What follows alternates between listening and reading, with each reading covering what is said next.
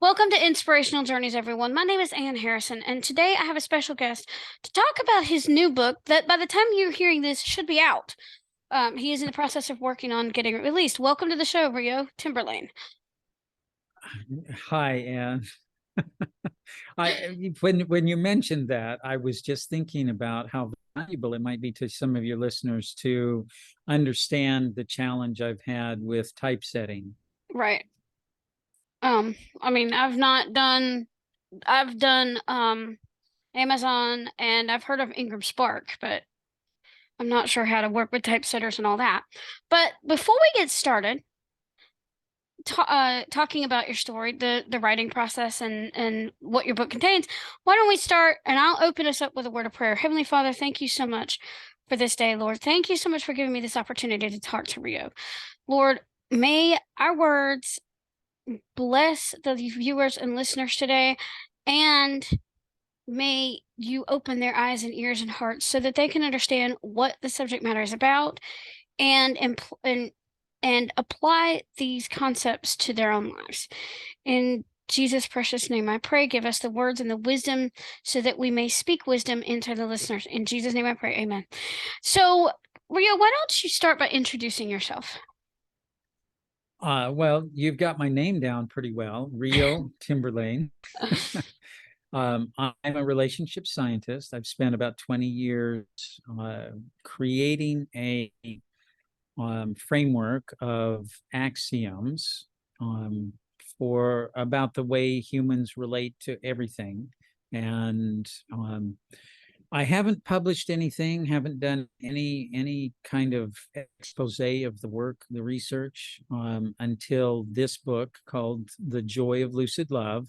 And I had to set the bar really high for it to be able to answer every question that anybody might have anywhere in the world about their personal family relations, and to be able to answer what is healthy in any of that context of family or personal relations. So that's a pretty high bar for a book. And the process that I've gone through over the last 20 years of discovery of how humans relate, putting it into a single volume was surprisingly easy for me after that 20-year period. So, the question here is what inspired you to write this book? What inspired you to Well, do this research?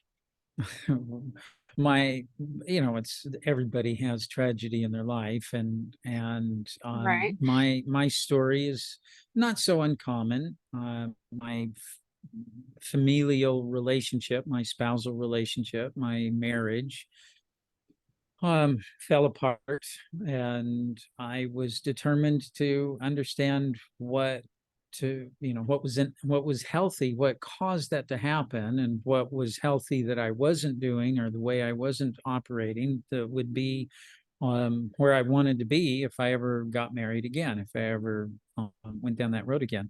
And that quest to understand the line between healthy and unhealthy led me to an enormous body of truth about how humans relate. And it's really very simple. The truth of it is, in most cases, almost all of the complication is our imagination instead of what's actually going on in the relationship.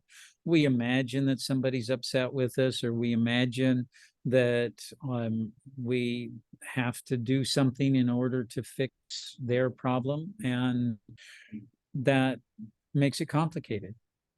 Right. So, let's talk about the process of writing the book. Did you outline it before you put it together, or? I knew you were going to ask me that. And it may be hard for you to believe this, but I wrote it. It's just under 100,000 words. I wrote it in 6 months, in 2 to 3 hour blocks every morning. and I used no outline, and I have not edited any of it except for grammatical things to spelling and a few grammatical things, because I like the hanging participles. I don't know why I've had to my editor says, well, let's rearrange the sentence. But no, it's been an incredible experience of flow, that I would get up and I had the feeling. Now I've spent 20 years of studying this human mechanism of relations between people, and so it's very familiar to me on an internal at an internal level, and that's both subconsciously and what we refer to in the science as anima. Our we don't use the term spirit or spiritual because or soul, because people tend to have a lot of beliefs that are religious and philosophical and can be confusing to them. So when we say anima, we're talking about that energy that leaves our body when we die. And what it was before we were born or what happens after, the science isn't concerned with. But while we're alive, that energy, there's an intelligence in it. And that intelligence in me seemed to flow through onto the page. And you had a thought. I saw that. I was just thinking, as writers in the National Novel Writing Month circles, we would call that a pantser. You Oh, sound what? like a pantser. You write by the seat of your pants. Told you we're gonna have some fun today. Okay, well, you painted a picture with the pantser thing there. And it's amazing how a single word can fill your mind with images Uh-huh. and perspectives. So yeah, it was very much like that. And I remember when I got to the chapter titled Becoming Familial, I knew, and this was just the feeling. I didn't actually build like an outline or anything, but I knew that I would have to address the subject matter of family very specifically. So there had to be a chapter on family. And it was actually the last chapter that I wrote. It's second to the last in the book. But when I got to that chapter, it was a blank page. I remember sitting there and thinking, I have no idea where to start with this. And I quieted myself, because there's that moment of fear or anxiety or Mm-hmm. worry or, all of that resistance. And I had to quiet myself. And suddenly I had this thought about the word blood bond. And I started writing about the blood bond. And the chapter ends up being an expose in how this bond between people, whether we're actually blood relations or not, but even like in a club or a fraternity or a sorority, there can be that element of a blood bond that is our loyalty, willing to suffer for the sake of our community, whatever it is, our brotherhood or sisterhood. And that's something that is actually, we can actually create intentionally in a community or in a family. And the world that we live in today, broken families, and we're trying to blend a lot of families together. Knowing how to create that blood bond is very important. And so when I sat down and the page was blank and I just had no idea where to start, but I quieted myself, and then that thought came and I started writing. And when I was finished with, I think I wrote about 2/3 of the chapter, that morning. And when I was finished with it, I read over it and I thought, wow, where did all this come from? Because it just fits together so cleanly and clearly. And it's such a powerful message and huge subject matter. Wow. And I was just thinking the writing groups that I'm in, we're like family. Yeah. But I would call that a God thing. For me, the Holy Spirit gives me words like that. But some people would also call that stream of consciousness. Well, that's where I take the road of the scientist. Like I said, the anima, that energy, that comes from Latin, meaning the life force. Um, because of my place as a relationship scientist, I have to be careful not to tread on anybody's religion. So I'm very careful not to use religious terms. In a personal sense, I come from a Christian background, and I um, have the perspective that there is some kind of family beyond this life, Mm-hmm. and what that is, how it works, why, how, what kind of interaction we can have during this life, during mortality, with that family. I have no way to measure that, and so I don't speak to it. But yeah, years before, I would have said that I felt very inspired by God. And my own experience, like when I finish a page, and this happened a lot through the Joy of Lucid Love, that I would finish some page and go back and read it, and I was just amazed at the strength and the power of it, because it wasn't, I didn't have to struggle with it. It just fell onto the page. And then there's other writing that I've done where I spend a whole day just trying to write one page of a letter, because I'm full of all kinds of like conflict about, how is it going to, if I phrase it this way, is it going to be just what somebody wants to hear, or is it going to offend, or is it going to be clear enough for them? Maybe I should rewrite this and use simpler language, or all of those things. And so from a writer standpoint, um, I think that the place where I enjoy the most as a writer is having a blank page and writing from my heart like that, when it Mm-hmm. flows. I love that too.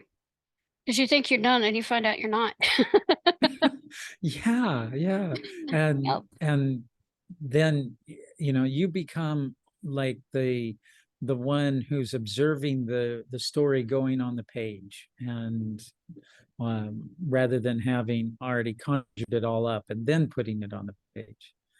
um I write fiction, so my characters start talking to me. Yeah, yeah.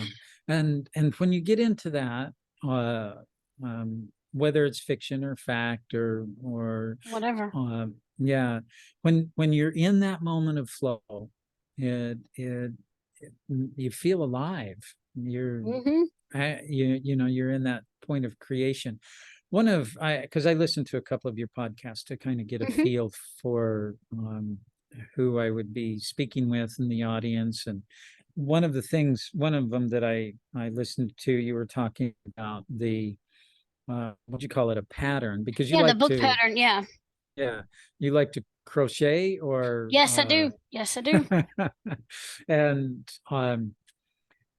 as you were talking about that, I have to tell you this little story of when my two oldest, when they got to be early in school, and they learned about nouns, and parts of speech, and verbs, and adjectives, and all that. They wanted bedtime stories, and I got tired of reading like the same old story again and again, and somebody else's story. And so one night I challenged them each to give me a noun and a verb and adjectives that they wanted in a story. And impromptu, I had to tell a story and use every one of their words, the specific words that they gave me. And it was incredibly fun because I was free, like in fiction, to make up a world. And my son, he would always try to stump me and give me some really, really strange noun and a verb that could not, in his mind, work with that noun at all. And like dragons and um, uh, like driving a go-kart or something. I don't know, roller skating, something like that. And my daughter, she was sweeter and not so challenging, trying to stump me, but most of her things were about like princess and prince stories of some kind, the romance things. And so that exercise prepared me as a writer. I remember growing a great deal in the process of the freedom to not worry, because they're children. They're not going to judge me. They're not going to criticize. And I was free to put whatever I wanted into the story. And even if it seemed completely impractical or impossible or ridiculous, that was fun. And the more so, maybe even, right? So anything that would seem an error in a printed book, or something that somebody's going to read that you're writing for them, um, that error would seem like the best thing I could put into this space with them. And so it gave me permission to make all the errors and to do the foolish things, and I became comfortable with that. So now when I write, I can get into that space of freedom to just let it flow. Does that make sense? Yeah, to play. And it's funny you mentioned that, because I was just thinking about one of a poetry event that my friend and author coach, we did with some other author friends of ours, and she did it on her YouTube channel. And it was poetry prompts, and her teenage son came up with these words like bumfuzzle. I don't remember what the other ones are. I'd have to go look them up, but and we came up with some of the funniest poetry. And when you can play like that, that's when writing gets fun. And why not make it fun? Exactly. I mean, what's the like this lady I listened to, her name is Shay Bynes, and she has the Kingdom Driven Entrepreneur movement, and she says grace over grind. So when you're building That's your what business, grace over over what? grind, yeah. Oh, cool. I And when like you, the name. yeah, and when you, and she has a book. That's a book and a YouVersion Bible plan and all that. But anyway, the thing of it is, it's if when you do something you love, you don't consider it work. Absolutely. Absolutely. The work is the And administrative stuff you have to do and the one other revisions. thing, one other thing that I was prompted to when I was listening to you earlier on your pattern, Mm-hmm. um, I really, really, actually, really like, especially for a fiction book, the way you were just like outlining, Mm-hmm. like, or profiling the various characters, and so that you can give life to them in your expression, like the um, where they're from culturally, influenced, or motives and objectives and fears, things like that. That when you're clear as the writer about this character, the framework of thinking within that character, then as you're writing, you've got that as a reference point, and you can picture them more animated in the Mm-hmm. process of the dialogue or the activity. And so then you don't have to stop and mechanically think, okay, what would somebody do in this situation? It becomes more natural because you have that character kind of outlined or profiled. Does that make sense? Yeah. But sometimes I'm one of these people who I'm a what they call a planster or a planter. I pants a little, plot a little. So I will go through and pants it first, and then I'll go back and look at the chapter I just wrote and then write out the pattern for it. And then that way it helps me fill in gaps or see what works or what doesn't work. A Yeah. lot of times I see the whole thing playing out like a movie in my head. And when that happens, you're seeing it that clearly, then it's just a matter of you finding the right words to describe the visuals that you have in your head. Right. Um, one of the things when it comes to, especially to fiction, I don't do a lot of novel kind of things. And this is actually the first book that I've published. But I wrote a screenplay once, and it was rejected by, I think, 150 different agents. So, I have that experience of putting my writing product out there and being completely rejected by everybody. And I got one response that was constructive, and that was that my characters were not developed well enough. So I learned from that. Um, but I was thinking about how the audience reading or watching a movie or whatever, as the story unfolds, the more you know about the characters and their backstory that prepared them for this moment that they're experiencing in the story you're telling, Hmm. then you can weave like subplots and sub stories into your large story arc, and that is where the depth comes from. Hmm.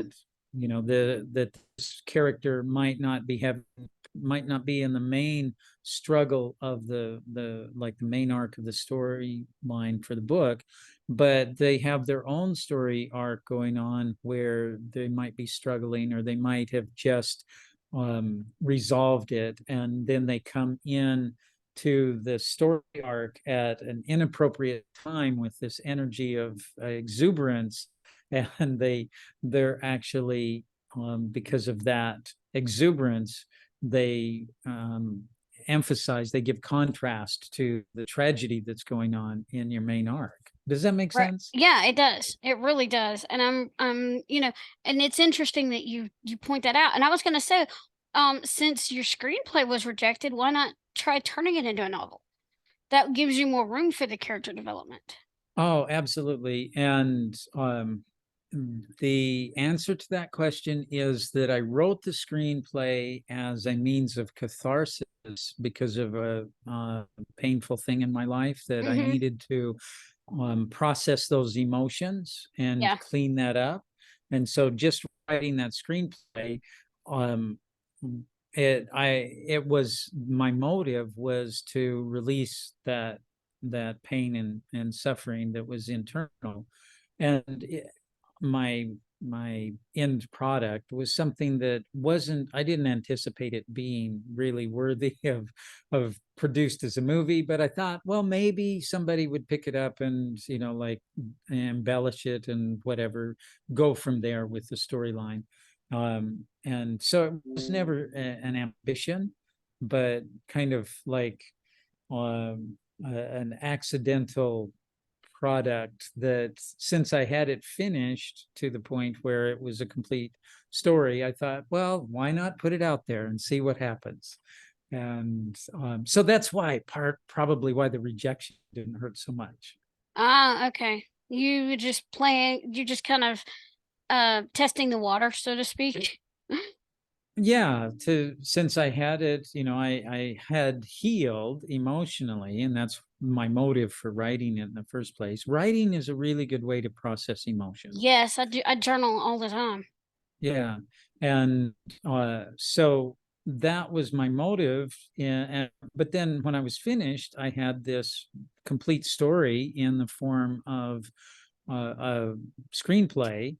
And so why not just see what'll happen with it, and it didn't go very far, but it was a really interesting experience to have put it out there and got rejected, and get this one out of 100. I think it was over 100, somewhere between 150 different agents that I sent it to, and that's actually pretty expensive uh mail and everything. This was years ago when, like now you can send email and all that is free, right?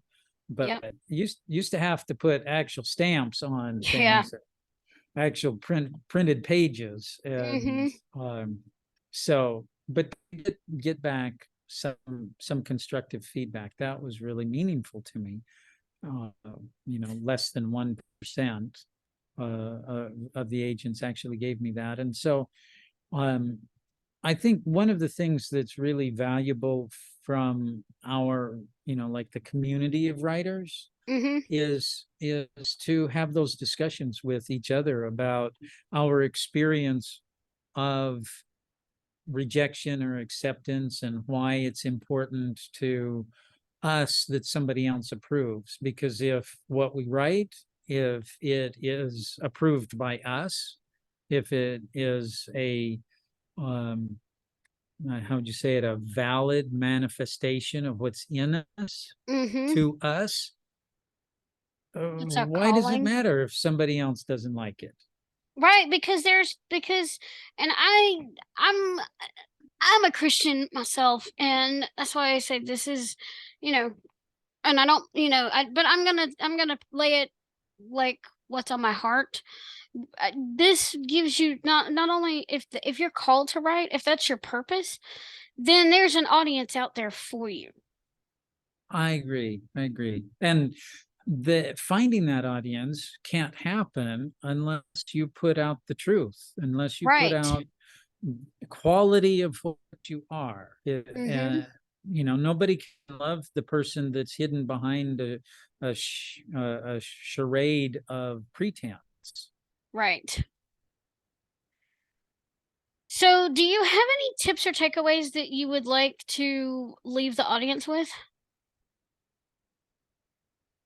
Well, I could answer that question in probably 1,000 different ways. Yeah. Lots of things, that because this is what my whole everything that I do is about helping people be true within themselves. Mhm. And I think that the first thing that we have to learn as a writer is that we can't write about something we don't know about. We have to know it inside. We have to be true to what it is. And sometimes this is part of my experience. With the Joy of Lucid Love, the subject matter, this was the seventh attempt to write about it, because I hadn't grown into the subject matter well enough to be prepared to write about it. But when I had grown into it, then I put it on paper in 6 months without any struggle. It was something that just flowed easily. It wasn't work, it was pleasure. It was exciting every day to discover how it would end up being on the page. And I hear about writers that struggle for decades to put a book together, and version after version of it. And that isn't that to me, that isn't writing, that's struggling. And so growing into the subject matter so that you are prepared to write it, I think is really good. One thing that I would like to share with you is a movie called Forrester, with Sean Connery. And he is in the movie, he's a very accomplished writer, well recognized writer, who only published one book. but it was very small, but it was powerful and made a name for himself. And then he became a recluse, and a young boy happens to cross his path, and he mentors this young boy because the boy is interested in writing and fascinated with this old guy that is kind of like a hermit, and his house is filled with filing cabinets of things that he's written. And there's this point where he's coaching and mentoring this young boy, and he tells him to get into the habit of just putting a paper in the typewriter every day and writing. It doesn't matter what it's about, doesn't matter where it's going, just put the words on the page without any judgment, any expectation of what they're supposed to be. And I think that is finding our voice, Yeah. who we actually truly are when we take all of the constraints off and begin to express the truth that's in us. Right. And sometimes you have to sometimes you have to experience the things that you're writing about in order to write about them. Absolutely. And so drawing from your own experience, and you can put it in a little bit different context, and like if you're a science fiction writer, it's context of science fiction we've never actually experienced, but we can take, because we're human, we can take something that happened to us as a child and put it into this completely different context, and it still be true. Mhm. That is true. So, are you working on anything at the moment aside from releasing the book? Well, I mean, as if I far as tell you that, you're going to want to know about it. Um, this book is the Joy of Lucid Love, like I said, is Mhm. is intended to answer any question about personal family relations. So that's a pretty big thing. And one of the next things that I need to write is about the what's referred to in the Joy of Lucid Love as the awakened masculine and the awakened feminine, and how they work together when they're healthy, when we're really awake about what femininity is or about what masculinity is. And that means when we've stripped away all of the cultural things that say a woman is supposed to be this and a man is supposed to be that, when we're awake and aware of the masculinity or the femininity that is actually in us, and we can manifest that, then we can have power without force. Ah, okay. Yeah, there's my hook: power without force. Mm. Mhm. I like that. So, if anybody wanted to connect with you, where could they find you online? RioWorks.org, and I'll spell it out for you if that helps. RioWorks.org. Okay. Do you have a social media presence? Yeah, not yet. I'm old. Well, at least you have a website and that's your hub. And you have an email list people can subscribe to on that site too, right? Sure. If somebody downloads anything from like the excerpts for the book or anything like that, it automatically puts them in the queue to be notified of anything that we publish or do. And right now, the book isn't, as you mentioned, isn't yet available because it's been a big struggle to get the typesetting correct so that it would be easy to read, because it's not like a novel where you sit down and you get consumed into the story. Hmm. It's information that will help, like a reference. If you have a pain, struggling with something in your relationship, you can look for the chapter and the section that speaks to that Yeah. and read that portion, right? So it needs to be well uh, referenced so you can cite it. So all of the paragraphs have to be numbered.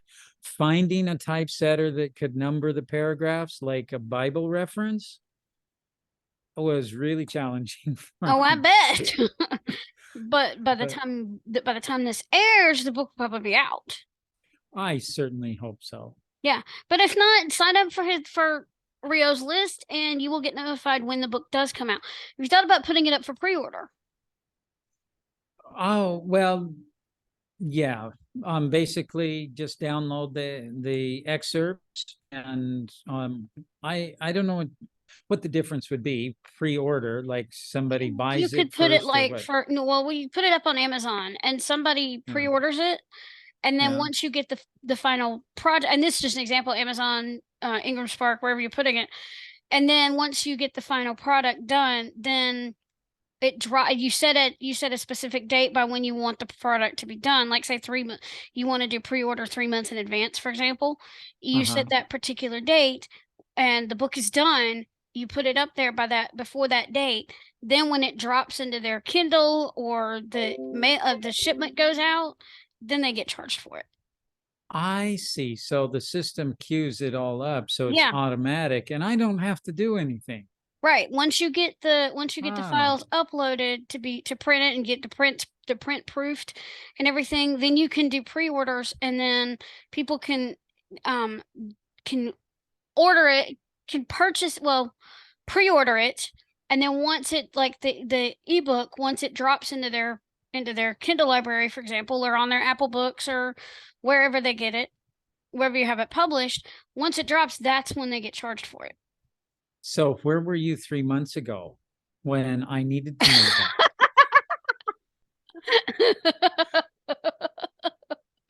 I'm learning about this process myself. Yeah. So So we thank learn you. something new every day. Yeah, thank you, Anne. I appreciate that. You are so welcome. So is there a challenge or a call to action you'd like to leave us with today? Yes, be true to yourself. Trust in yourself. Be true to yourself. Let everybody know who you truly are. Stop hiding. Get out from behind all of the masks we wear, and and you know, attempt to do that. And then you'll find out that there are people who really love that person that you've been hiding away. Well, thank you so much. Again, I want to thank you for being on my show. So I'm going to leave everybody with a challenge in closing. We challenge you to go out there and read to get inspired, write something inspiring, and share your creation with the world. For when you've touched one life, you've touched thousands. Thanks for joining us on Inspirational Journeys. And remember, your story matters. Have a blessed day, everybody.